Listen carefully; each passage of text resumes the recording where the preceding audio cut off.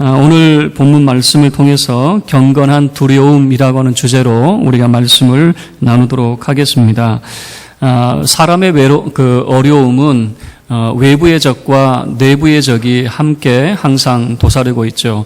어떤 어려움이 밖에서 발생이 되면 내부의 적은 뭐냐면 우리 마음속에 드는 그런 좌절감 이런 것도 우리 내부의 적이 될 수 있죠. 그래서 자신의 가장 큰 적은 바로 자기 자신이다라고 하는 그런 말이 있습니다. 그리고 세네카 같은 경우는 자기 자신을 이겨낼 수 있는 힘이 있다면 모든 것을 이겨낼 수 있다라고 그렇게 말을 했죠.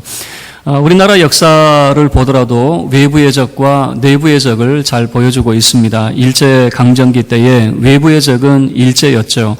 그런데 이제 해방이 되고 난 다음에 내부의 적은 이제 공산주의와 서로 싸우게 되는 것입니다. 그래서 일제강점기 때 독립운동을 했지만 공산주의 사상을 가지고 있는 분은 또 체포가 돼서 고문을 당하게 되는데 그 고문했던 사람이 일제 치하에서 이 순사, 그러니까 일제 앞잡이 경찰이 또 이 독립투사를 고문한 그런 일들이 발생이 되죠. 그래서 참 역사를 보면 참 이해할 수 없는 것도 많이 있어요. 오늘 이 교회 공동체, 초대교회 공동체를 보면 외부의 적은 분명합니다.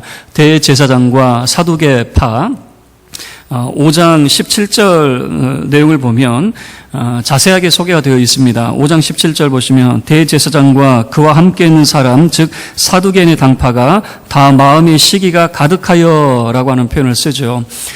그러니까 외부의 적은 분명합니다. 대제사장들과 사두개파 사람들이 이 외부의 세력이 되죠. 그들은 예수의 부활을 증언하지 못하도록 이미 위협하고 경고를 했습니다. 그런 어려운 가운데서도 교회 공동체는 얼마나 건강하게 세워지고 참 순수한 그런 공동체였는지 지난 시간 우리가 함께 살펴본 대로 초대교회 세 가지 특징이 있었죠. 한 마음 한뜻된 그런 교회였습니다.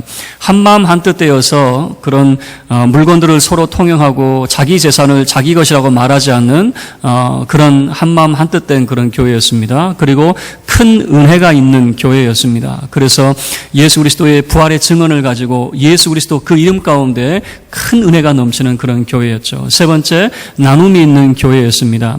나눔이 있는 교회다 보니까 교회 공동체 가운데 가난한 사람이 없습니다. 핍절한 사람이 없습니다. 각 사람의 필요를 따라 나눠주다 보니까 이 배고파서 굶주리는 그런 사람들이 없었다라고 하는 것을 보여주고 있는 것이죠. 외부의 그런 어려움 가운데서도 교회는 한마음 한뜻된 교회로, 큰 은혜가 있는 교회로, 나눔이 있는 교회로. 그런데 이것을 흔드는 것이 비록 외부에만 있던 것이 아니라 내부에서도 도사리고 있었다라고 하는 것을 보여주고 있어요. 하마터면 교회의 순수성이 무너질 뻔했는데 그 순수성을 지켜낼 수 있었던 이유가 사실 오늘 읽었던 본문 말씀 속에 이제 소개가 되고 있습니다. 본문은 크게 이제 두 사람을 비교를 하고 있습니다.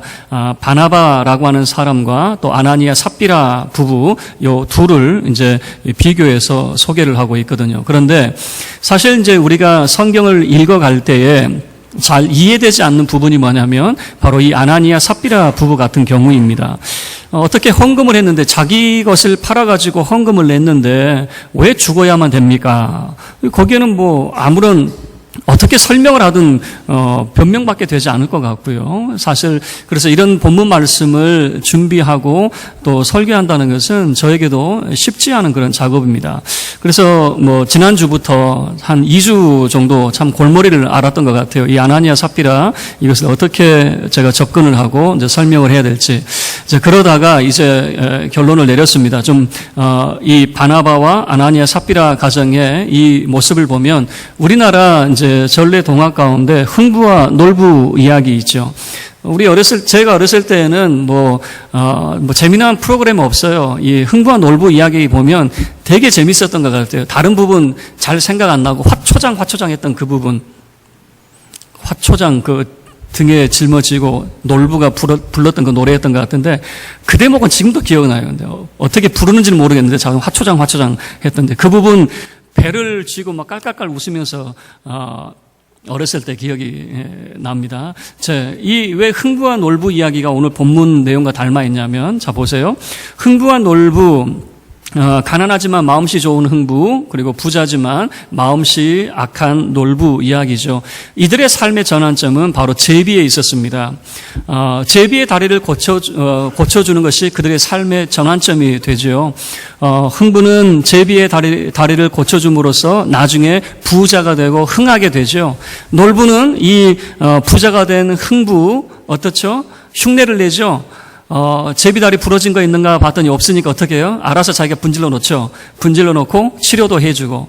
그런데 결과는 어떻게 되죠? 흥부처럼 더 큰 부자가 되는 것이 아니라 오히려 그는 쇠하고 망한 자가 되었다라고 하는 거죠. 그래서 흥부와 놀부 이야기의 교훈은 뭐죠? 사람은 마음이 고와야 된다. 심성이 고와야 된다라고 하는 것이 흥부와 놀부 이야기에서 주는 교훈인데, 이 비슷한 이야기가 오늘 본문 말씀 속에서 바나바와 아나니아 삽비라 가정 이야기와 닮아 있다라고 하는 거예요.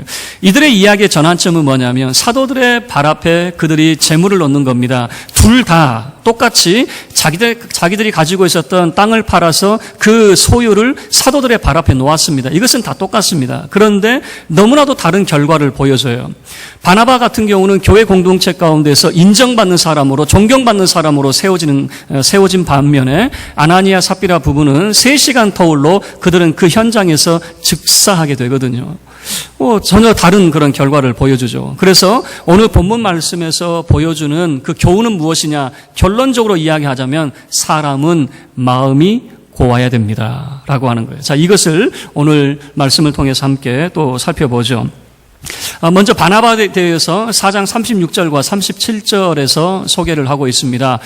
먼저 36절에서는 바나바가 어떤 사람이냐? 이 사람은 구브로 사람이래요. 키프로스라고 하는 섬에서 태어난 사람인데 아마 이 구브로 사람들이 신앙이 굉장히 좋았던 것 같아요. 그래서 이 안디옥에 복음을 전파하고 교회 부흥에 큰 역할을 감당했던 사람들이 바로 이 구브로 사람들이었습니다.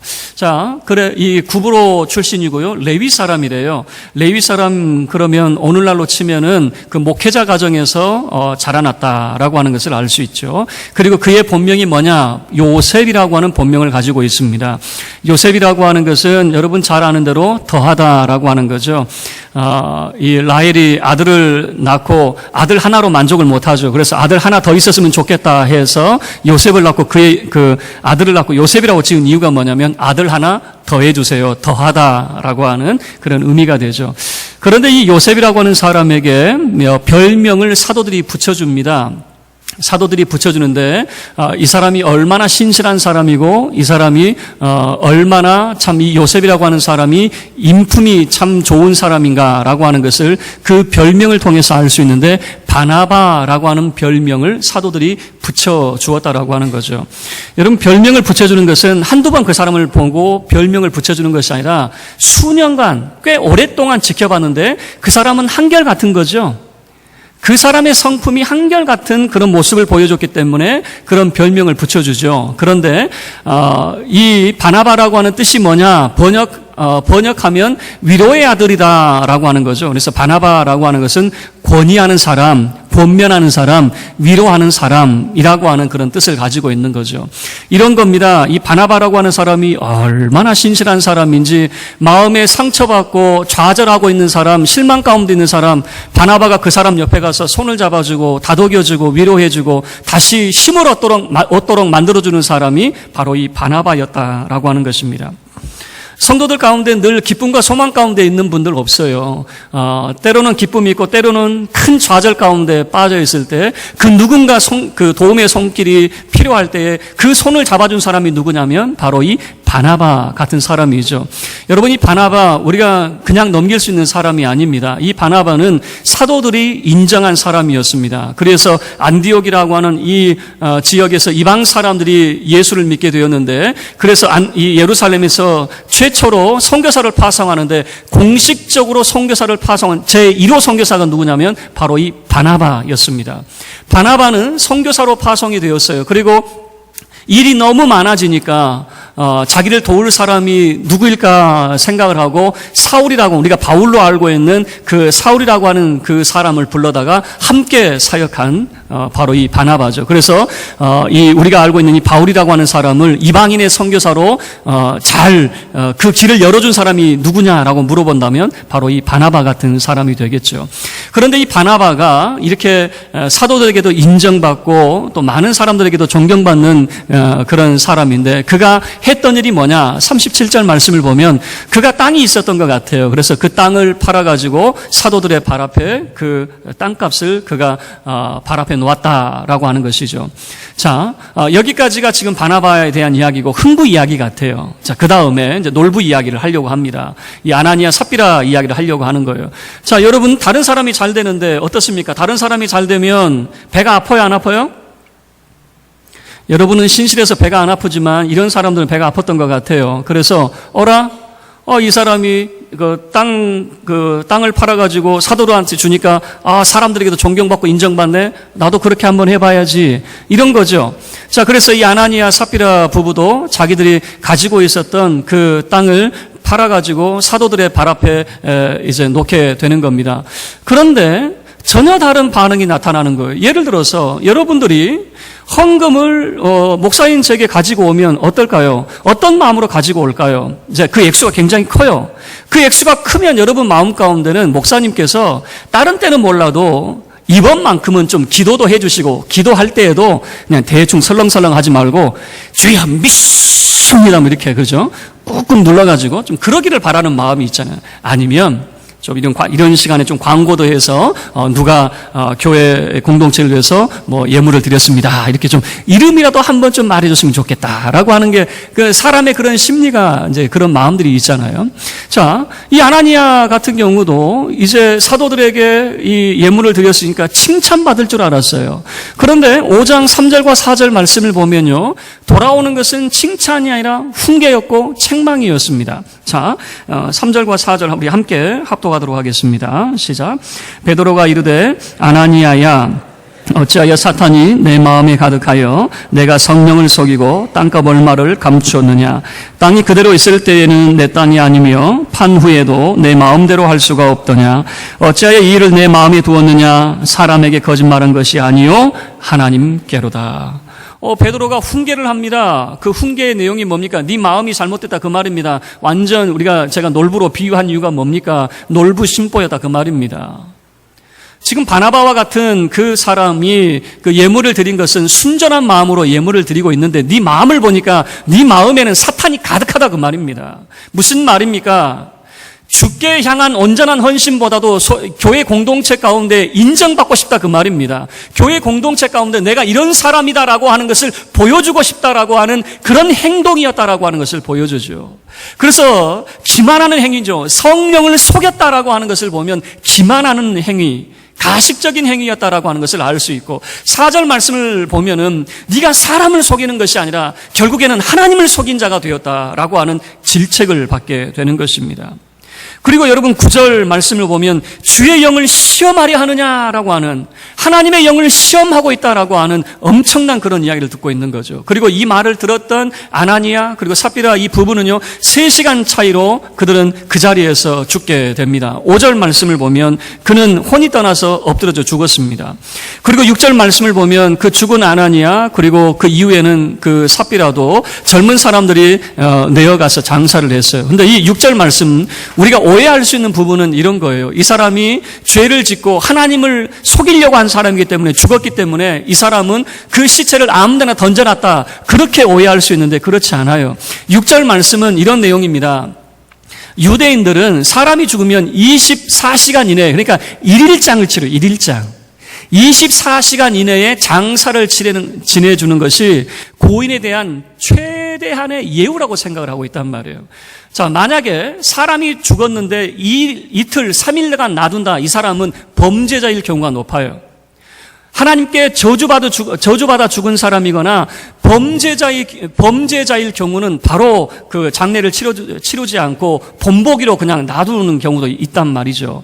자, 그런데 바로 그를 장례를 치러줬다라고 하는 것은 비록 그가 그 현장에서 죽었지만 그 사람에 대한 최대한의 예우를 다해서 장례를 치러졌다라고 하는 것이 바로 이 6절 말씀 속에서 보여주고 있는 것이죠. 자, 그러면 이제 우리가 궁금한 것은 이겁니다. 아니, 자기 예물을 가지고 자기가 드렸는데 그것 좀 다 전부를 주든 아니면 일부를 주든 자기 선택 아닙니까? 자기 선택. 그런데 왜 이걸 가지고 죽어야만 되느냐라고 하는 거죠. 이건 너무 뭐라고 그럴까요? 가혹한 그런 심판이 아니냐라고 그렇게 말할 수 있잖아요. 그래서 이 사도행전 5장 1절부터 11절 부분을 많은 사람들이 해석하는데 참 고민을 많이 했던 것 같아요. 그런데 이 부분을 F.F. 브루스라고 하는 영국의 신약학자가 있습니다. 이 부분을 이제 어떻게 적용을 하냐면 여호수아 7장 내용에 있는 아간의 사건과 결부시켜서 이제 설명을 하게 됩니다. 자, 먼저 여호수아 7장의 이야기를 제가 설명을 해보죠. 이스라엘 공동체가 요단강을 건너서 이제 가나안 땅을 점령하는데 첫 번째 전투가 무엇이냐면 여리고성 전투였습니다. 그런데 이 여리고성에 있어서 하나님의 명령은 뭐냐면 헤렘이라고 하는 하나님의 명령이 있어요. 이 말은 뭐냐면 손대지 말라는 겁니다. 하나님 앞에 바친 물건이니까 너희는 손대지 말라라고 하는 거예요. 여러분, 이 말이 무엇을 의미하냐면요, 기본적으로 유대인들은 전쟁에 나가서 승리한 병사가 전리품을 얻는 거, 이 물건에 손대는 건 지극히 당연한 겁니다. 이거는 그 전쟁에 참여한 군인에게 주어진 특권이거든요. 그런데 이 여리고성 전투에 있어서만큼은 하나님이 손대지 말라고 그래요. 왜 그러냐면 그건 바친 물건이니까. 이 가나안 땅에 들어와서 첫 번째 전투가 바로 이 여리고성 전투가 되는데 첫 것의 의미였고, 이것은 하나님께 온전히 바쳐진 것이기 때문에 손대지 말고 전부 하나님께 바쳐라라고 하는 것이 여리고성의 전투였어요. 자, 그런데 그 다음에 두 번째 전투가 아이성 전투였거든요. 백성들이 아이성 전투는 만만하게 봤습니다. 별로 크지 않은 성인 것 같고, 그래서 만만하게 보고 한 3,000명 정도만 올려보내가지고 전쟁을 치렀는데 웬걸요, 그냥 전쟁에서 대패를 했습니다. 적군 앞에서 등을 돌렸으니 큰일 나죠. 만약에 가나안의 다른 도시들이 그 이야기를 들었으면, 이스라엘이 패배했다라고 하는 소식을 들었으면 이제는 이스라엘은 도간에 든 쥐고 꼼짝없이 당하게 생겼습니다. 그래서 하나님 앞에 울고 불고, 이게 도대체 어떻게 된 일입니까? 왜 우리가 전쟁에서 패하였습니까? 라고 하나님 앞에 그들이 기도했을 때 하나님께서 뭐라고 답변을 하시냐면, 너희들 중에 바친 물건에 손댄 사람이 있다 그러는 거예요. 바친 물건에 손댄 사람이 있다. 그 수많은 사람들 가운데 누가 손댄지 어찌 알겠습니까? 그래서 제비뽑기를 합니다. 제비뽑기를 해가지고 이렇게 쭉 내려가다 보니까 누가 뽑혔냐면 아간이라고 하는 사람이 뽑혔습니다. 그리고 그 아간이라고 하는 사람에게 물어봤어요. 당신 도대체 무슨 일을 했습니까? 라고 물어봤어요. 그랬더니 그가 답변하는 것이 여호수아 7장 21절 말씀에 나타나 있습니다. 그가 바친 물건에 손을 댔는데 어떻게 손을 댔는가? 한번 여러분 한 구절만 찾아볼 테니까, 자, 구약성경 여호수아 7장 21절 한번 다 찾아보시길 바랍니다. 여호수아 7장 21절, 구약성경 328쪽입니다. 구약성경 328쪽, 여호수아서 7장 21절. 네, 우리 다 찾으신 줄 알고 우리 한 목소리로 합독하겠습니다. 시작. 내가 노략한 물건 중에 시날산의 아름다운 외투 한 벌과 은 200세겔과 그 무게가 50세겔 되는 금덩이 하나를 보고 탐내어 가져갔나이다. 보소서, 이제 그 물건들을 내 장막 가운데 땅 속에 감추었는데 은은 그 밑에 있나이다 하더라. 지금 이 아간이라고 하는 사람이 뭐라고 답변을 하냐면, 자, 이 바친 물건에 손대지 말라고 그랬는데 내가 욕심이 생겼습니다. 내가 탐내어라고 하는데, 탐내어. 내 마음에 욕심이 생겨서 내 눈이 횟가닥 해버린 거예요. 자, 시날산의 외투 한 벌이라고 하는 것은 그 당시에 최고의 옷이었습니다. 시날산의 외투 한 벌, 은 200세겔, 은화 200개, 그리고 50세겔의 그런 무게가 되는 큰 금덩이 하나. 여러분, 이걸 보고 눈이 안 돌아갈 사람이 세상에 어디 있겠습니까? 그런데 이 아간이라고 하는 사람은 탐내어, 뭐라고 이야기하냐면 탐내어 감추었나이다 라고 하는 거죠. 탐내어 감추었나이다. 자, 그런데 이 탐내어 감추었나이다 라고 하는 것이, 여러분, 이것은 한 개인의 범죄로 끝나지 않고 전체 공동체에 영향을 미치는 것이었거든요. 자, 그런데 이 모습이 어디에서 다시 등장하고 있냐면 F.F. 브루스라고 하는 사람이 이렇게 말하는 겁니다. 그 연관성을 설명을 하는 겁니다. 자, 다시 본문으로 넘어가 보세요. 아나니아 삽비라 부부가 일부를 자기가 감추었다라고 하는 거죠. 그런데 그 감추었다라고 하는 것이 어떻게 드러나고 있냐면, 베드로는 네 마음속에 사탄이 가득하다라고 하는 겁니다. 이게 바로 탐내어라고 하는 말과 같은 말이 될 수 있겠죠. 자, 그러니까 이런 겁니다. 하나님 앞에 바친 물건에 손을 대었다라고 하는 의미가 된다라고 하는 것이죠. 이 공동체, 초대교회 공동체 가운데에 사도들의 발 앞에 놓았다라고 하는 것은 무엇이냐면 전부를 그에게 드리고 모든 것을 그에게 위탁한다라고 하는 그런 의미가 있는데, 이 아나니아 삽비라 부부는 그 마음속에 여전히 탐심이 있었고 감추었다. 다시 이야기하면 하나님의 바친 물건에 손대었다라고 하는 것을 그렇게 이제 설명을 하는 거예요. 자, F.F. 브루스라고 하는 사람이 그렇게 설명했고, 저는 어떻게 설명을 한다고요? 저는 흥부와 놀부 이야기로. 그냥 놀부 같다 그 말입니다. 그 마음이 이미 그 마음의 좌소가 변질되었다라고 하는 것을 보여주죠. 자, 이 아나니아 삽비라 부부 사건 이후에 교회 공동체 가운데 나타난 변화 하나가 있는데, 그 특징 하나가 있는데 5절과 11절 말씀 속에서 소개를 하고 있습니다. 먼저 우리 5장 5절 말씀 함께 합독하겠습니다. 시작. 아나니아가 이 말을 듣고 엎드려져 혼이 떠나니 이 일을 듣는 사람이 다 크게 두려워하더라. 자, 사람이 죽었습니다. 그리고 그 일을 들었던 모든 사람들이 다 크게 두려워했습니다. 여러분, 지금 우리가 생각할 때는 이런 거죠. 우리가 생각하는 강조점은 뭐냐면, 자, 목사한테 까불더니 죽었다. 우리는 그렇게 생각할 수 있다는 거예요. 그런데 성경이 우리에게 말하고 있는 것은 뭐냐면, 목사한테 까불지 마라 그 소리가 아니에요. 사도들한테 거짓말하면 안 된다 그 소리가 아니란 말이에요. 지금 여기에서 말하고 있는 것은 뭐냐면 이 초대교회 공동체 가운데 큰 두려움이 임했다 그 말입니다. 경건한 두려움이 임했다라고 하는 것을 말하고 있어요. 그런데 이것을 한 번으로 소개하지 않고 11절 말씀에서 똑같은 말을 다시 한번 11절에서 반복을 하고 있습니다. 자, 11절 말씀도 함께 합독하겠습니다. 시작. 온 교회와 이 일을 듣는 사람들이 다 크게 두려워하니라. 이 일을 듣는 사람들이 다 크게 두려워했다. 교회 공동체 가운데 이 큰 두려움이 임했다라고 하는 것을 보여주는 거죠. 여러분, 지금 이것을 우리에게 설명하는 이유가 있습니다. 흥부와 놀부 이야기를 통해서 우리에게 들려주고자 하는 것은 무엇이냐면 제비다리 분지르는 것이 중요한 게 아니잖아요. 제비다리 고쳐주는 것이 중요한 것이 아니잖아요. 흥부와 놀부 이야기에서 가장 중요한 것은 무엇이냐면 제비다리가 아니라 사람은 심성이 좋아야 된다, 마음이 좋아야 된다라고 하는 것이잖아요. 마찬가지예요. 이 바나바 사건과 아나니아 삽비라 사건을 통해서 보여준 것은 사도들의 발 앞에 우리가 전부를 드려야 된다 그 말을 하려고 하는 것이 아니란 말이에요. 무엇이 중요하냐면 우리의 마음이 중요하다라고 하는 것을 보여주고 있는 것이에요. 예를 들어서 이 사건이 발생되지 않았다, 그리고 그들 가운데 두려움이 없었다라고 한다면 이 초대교회는 어떤 모습이냐면 아나니아 삽비라 같은 사람들이 활개치는 그런 교회가 되었겠죠. 거짓과 가식이 활개치는, 그리고 외식적인 그런 모습들이 활개치는 교회가 되었겠죠. 그리고 오늘날 교회의 모습도 가식적인 그런 교회의 모습이 바로 오늘날의 교회의 모습이 되었겠죠. 그러나 초대교회가 그 순수성을 지킬 수 있었던 그 이유가 뭡니까? 라고 물어본다면 그 교회 가운데 큰 두려움이 임했습니다라고 하는 거죠. 바로 경건한 두려움이 있었기 때문입니다 라고 말할 수가 있는 것이죠. 여러분, 오늘을 살아가는 우리도 마찬가지예요. 말씀을 마칠게요. 오늘 본문 말씀은 제가 쉽게 이야기했지만 사실 쉽게 우리가 설명할 수 있는 그런 내용은 아니에요. 좀 오래도록 우리가 생각하고 우리가 하나님 앞에 어떻게 살아야 될지 고민을 많이 해야 될 그런 대목 중에 하나예요. 제가 흥부와 놀부 이야기하면서 우리의 마음이 고와야 된다고 이야기하지만 여러분, 교회 공동체의 순수성은 그 마음에 달려있기 때문에 그렇습니다. 다시 이야기하면 이 경건한 두려움이 무너지면 교회는 거짓과 가식적인 사람들로 가득 차게 될 거예요. 그러나 이 경건한 두려움 때문에 여러분, 오늘날 교회의 순수성이 지켜진 이유가 뭐냐면 하나님을 두려워하는 사람들 때문에 교회의 순수성이 지켜질 수가 있었던 거예요. 내가 거짓말하고 싶어도, 내가 화를 내고 싶어도, 내가 주먹질하고 싶어도 참는 이유가 뭡니까? 하나님 때문에 그렇잖아요. 바로 이 경건한 두려움 때문에 그렇잖아요. 여러분, 저와 여러분은 우리 마음밭이 하나님을 두려워하는 자가 되기를 주의 이름으로 축원합니다.